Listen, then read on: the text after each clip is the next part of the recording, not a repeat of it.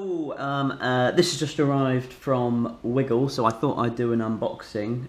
It's Garmin Forerunner 735XT. It's my first ever GPS watch. I've been using Garmin's on my bike for years, up until recently when I picked up a Wahoo Element Bolt, which you can see my review of also on my channel here. This costs £303, so it's certainly not cheap. However, I wanted a watch with a heart rate monitor in it that could record open water swims. Always get your little Haribo from Wiggle. And could do multi-sport activities while looking like a normal-ish watch. A lot of the triathlon watches are absolutely disgustingly ugly and in awful colours and are enormous. Whereas this one's, I'm not sure if it's quite the smallest, but it's certainly much smaller and lighter than some of the others. It's quite easy to spend well over 500 quid on a watch, a triathlon watch.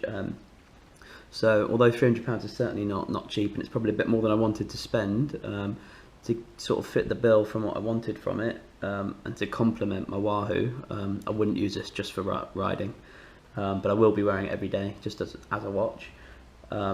This seemed to fit the bill. So as I said, Garmin 375XT, wrist-based heart rate monitor, Connect IQ apps, smart notifications, and it works out or estimates your VO2 max.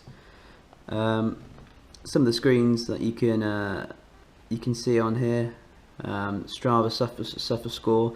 I think these are actually little mini apps you can download on it. It's not like an Apple Watch where you can put loads of apps out on there, but there are a selection of functions which you can manually add. Some screenshots of the Garmin Connect app there. That's about it.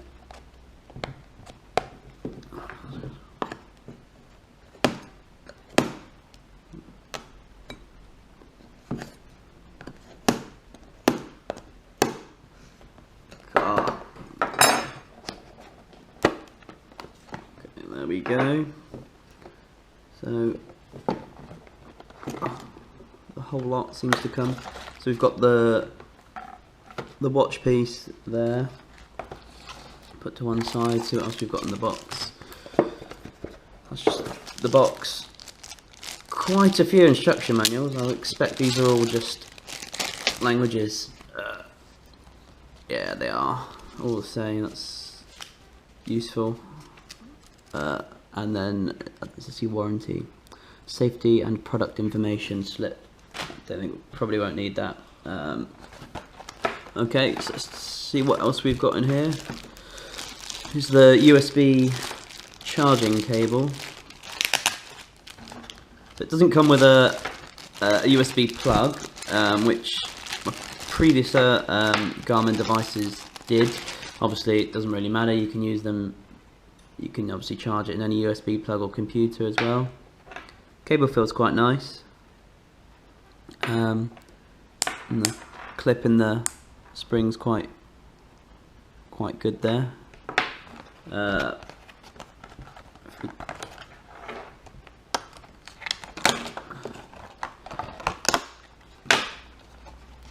Take this out.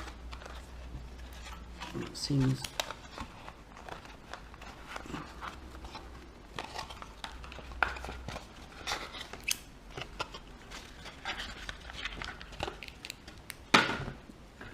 and here we go. So it's actually a bit smaller than I thought, which is good. It's nice and small. You can see on the back here you've got your heart rate monitor, which is a standard type, like you see on any of the wrist-based ones. I think it works by shining a light and then measuring how much light's reflected back to count your pulse. Those little metal contacts here, that must be where the power cable clips on. Feels nice. The strap is nice and nice and floppy, which I quite like. Seems to be quite good. I'll just peel this little screen off. There we go. So as you can see, we've got power button here, two up and down buttons. This is your lap button, I think. So if you're doing a triathlon, you set up your multi sport activity to be swim, transition 1, bike, transition 2, run. That's a standard one already on here. You can set up your own multi-sport activities as well. And then as you move from one, so as you get out the pool or out of the lake and run to transition, you just hit this and it will stop your last activity and start your next one. Let's put it on for, see how it measures up. It's quite, these are quite close together. There's quite a good variation in the tightness of the strap, which is quite good because you have to have it quite tight on your wrist to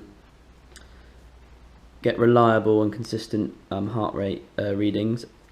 Doesn't measure heart rate in the pool, in the water, so you can only use it on your run or while you're on the bike. So it doesn't. If you want that, then you'd need another strap. It still pairs with the swim strap or the Garmin HRM Tri strap if you want to do that, and you do get a bit more reliable readings from that as well. You then got to wear the strap, and also it's another 75 quid. So that was the other point. The alternative to this was to get the Garmin Fenix 3, which still came in at about £270 plus a £75 strap, and then you wouldn't be able to read your heart rate in the day, which is just quite nice if you're a bit of a data whore like me to have that information. So you see, it fits. I haven't got particularly big wrists for a man by any means, but it's certainly a reasonable size, and I don't even think it would look out of place on a much smaller wrist if you put it on a lady's wrist. I haven't got a clue what I'm doing here, so I'm just gonna give it a go. English, I want kilometers, 24 hour, let me just,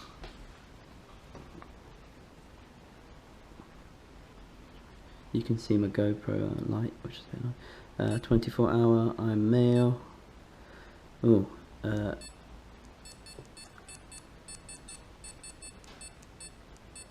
91, weight,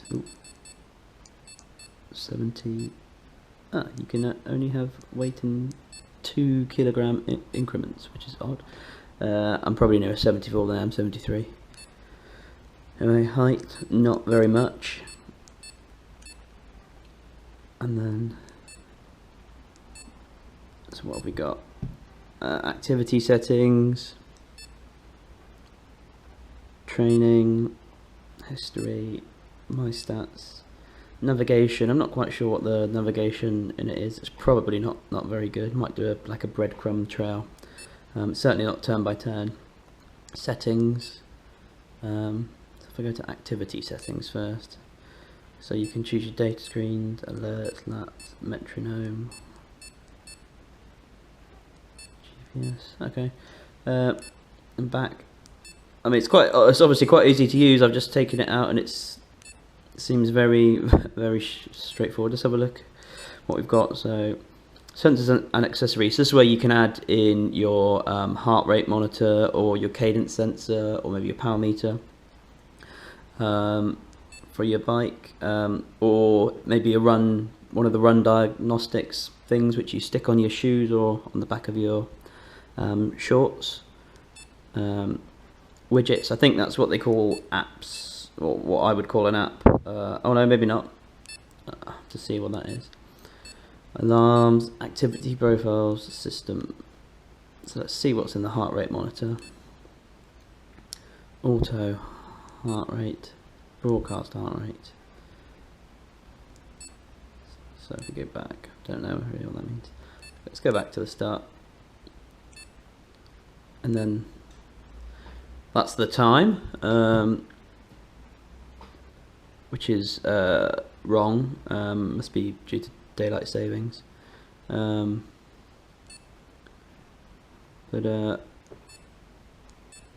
can run. Oh, there we go. There's the apps. Start a triathlon, open water swim, a pool swim. It uses accelerometer for the pool swim, so you put the length of the pool, and it'll work out when you get to the end of the pool. Open water, it uses GPS, but it also normalizes the line that it's following to take into the account that you're flapping your hand about, which gives you a much more accurate reading.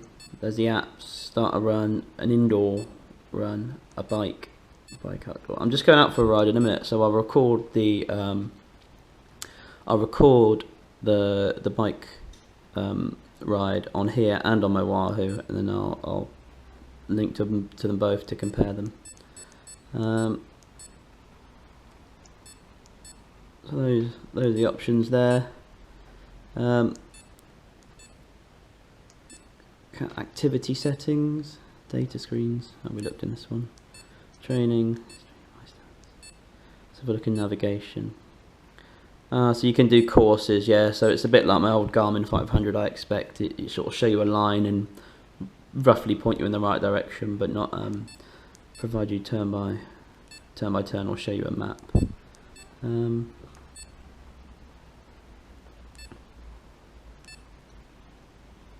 Okay, and that's a button for your backlight. And what do you get if you're on the hold up key to access page options?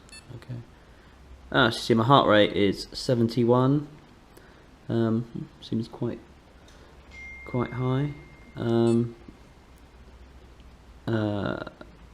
My day, 942 calories. Is that? Christ knows where it's getting that from. Last sport, none. How far I've walked, none. Okay, more widgets available. Okay, so that's it. It's a Garmin Forerunner 735XT unboxing. Like I said, I'll do a review in about 4 weeks. I've got a sprint triathlon on the 21st of May, which is 4 weeks tomorrow, I think. So that will give me time to use it for a few runs, a couple of pool swims, and then also an event to give it a proper bash. I'll also be using it every day just as a watch. Once I've done that, I'll put the link in the description below. And if you've got any questions, just message me. And as always, like and subscribe. Cheers.